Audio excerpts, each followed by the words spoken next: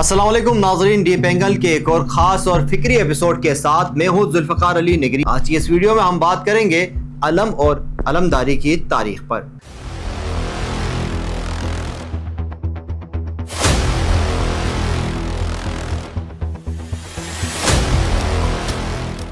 नाज़रीन, जब भी हम तारीख के सफ़ात उलटते हैं तो कुछ निशानियाँ ऐसी होती है जो अपने अंदर सदियों की तारीख, गैरत और अकीदत समेटे हुए होती है। ऐसी ही एक लाजवाल निशानी का नाम अलम है और उसे उठाने वाले को तारीख अलमदार कहती है। बहुत से लोग ये समझते हैं कि अलम और अलमदारी की तारीख शायद सिर्फ 1400 साल पुरानी है या ये सिलसिला सिर्फ करबला के मैदान से शुरू हुआ। लेकिन अगर हम सच्चाई की गहराई में उतरें तो मालूम यह होता है कि अलमदारी की ये विरासत बहुत पुरानी है। ये कोई आम जंगी रवाज नहीं बल्कि अल्लाह के नबियों की वो मुक़द्दस विरासत है जो नस्ल दर नस्ल मुंतकिल होती हुई आगे बढ़ी है।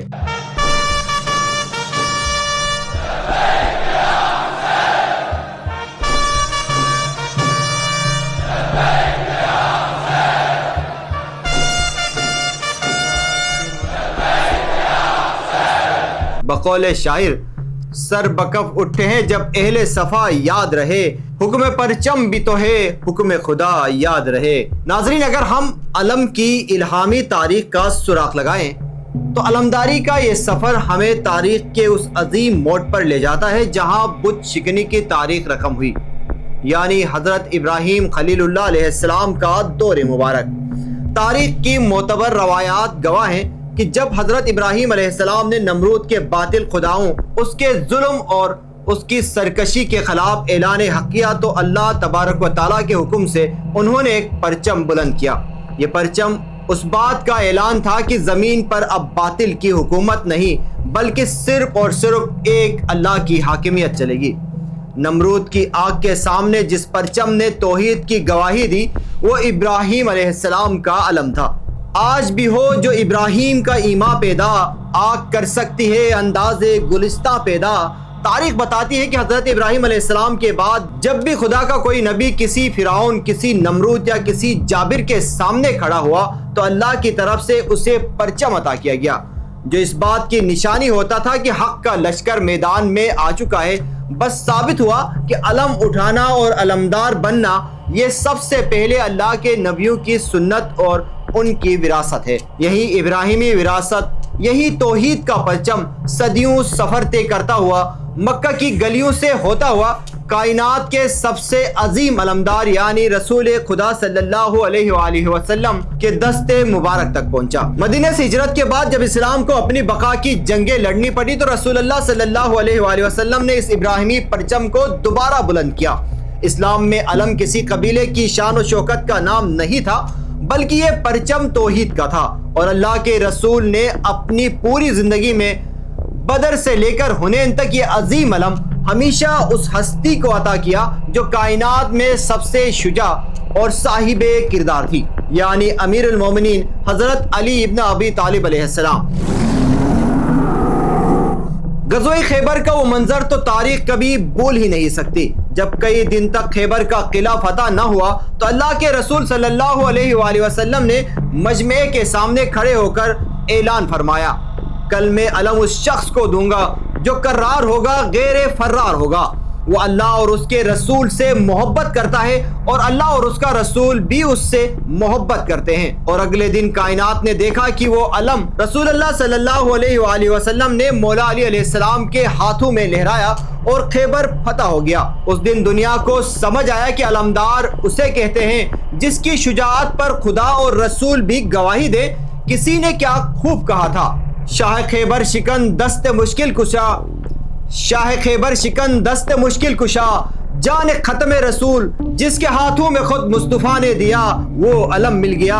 दस्त कुदरत ने किया जिसको अलमदार अता, वो अली शेर खुदा मुश्किल कुशा है मरहबा। शाह मर्दा शेर यज़दा कुव्वते परवरदिगार, ला फता इल्ला अली ला सैफ इल्ला जुल्फ़िकार, जिसके हाथों से गिराया मरहबो अंतर का सर, वही खैबर में बना है मुस्तफा का अलमदार। नाजरीन, अब जरा तसव्वुर कीजिए, सन 61 हिजरी का करबला का तख्ता हुआ मैदान है, सामने लाखों का यजीदी लश्कर है اور دوسری طرف امام حسین علیہ السلام کے صرف 72 جانثار ہیں۔ ابراہیم کا وہ علم جو رسول اللہ سے ہوتا ہوا مولا علی تک پہنچا تھا، آج وہ وراثت امام حسین علیہ السلام کے پاس تھی۔ امام نے اپنے پورے لشکر میں سے دیکھا کہ اس ابراہیمی وراثت کا سب سے بڑا حقدار کون ہے، تو انہیں اپنے بھائی حضرت عباس علمدار کے علاوہ کوئی نظر نہ آیا۔ امام حسین علیہ السلام نے وہ علم اپنے بھائی حضرت عباس علمدار علیہ السلام کے ہاتھ میں دیا اور کائنات کو اس کا سب سے بڑا اور آخری علمدار مل گیا۔ حضرت عباس علیہ السلام کو بچپن سے ہی اس دن کے لیے تیار کیا گیا تھا۔ وہ چاہتے تو اکیلے پورا میدان الٹ دیتے، لیکن علمدار کی عظمت یہ تھی کہ انہوں نے طاقت کے باوجود اطاعت کی مثال قائم کی۔ امام حسین علیہ السلام نے فرمایا تھا کہ عباس، تم جنگ نہیں کرو گے، بچوں کے لیے پانی لاؤ گے۔ فرات کے ساحل پر پیاس کے باوجود پانی نہ پینا اور واپسی پر دونوں بازو قلم ہو جانے کے بعد بھی علم کو گرنے نہ دینا، یہ عباس کی علمداری تھی۔ عباس کے بازو کٹ گئے، جسم چھلنی ہو گیا، لیکن انہوں نے پرچم حق کو سر نگو نہیں ہونے دیا۔ جب تک عباس کے سانس چلتے رہے، حسین کا علم فضا میں لہراتا رہا۔ بازو کٹے مگر نہ جھکا دین کا علم۔ ناظرین، حضرت ابراہیم کے دور سے شروع ہونے والا یہ سفر جب کربلا میں حضرت عباس علمدار کے لہو سے سینچا گیا تو یہ علم ہمیشہ ہمیشہ کے لیے امر ہو گیا۔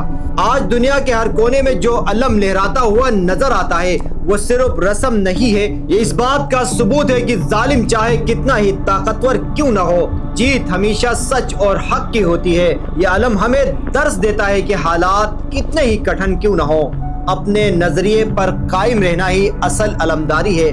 علمدار کربلا نے اپنے بازو کٹوا کر اس پرچم کو وہ بلندی دے دی کہ اب دنیا کا کوئی جابر اسے کبھی جھکا نہیں سکتا۔ آخر میں بس یہی کہوں گا، علم اٹھا کے چلا جب وفا کا سالار، جھک گیا ظلم لرزنے لگا ہر ایک دربار۔ ڈیپ اینگل کے آج کے اس خاص ایپیسوڈ سے مجھے اجازت دیجیے، اس امید کے ساتھ کہ ہم بھی اپنی زندگیوں میں حق اور سچ کے پرچم کو ہمیشہ بلند رکھیں گے۔ آپ سے پھر ملاقات ہوگی، تب تک کے لیے اپنا اور اپنے ارد گرد رہنے والے لوگوں کا خاص خیال رکھیں۔ اللہ نگہبان۔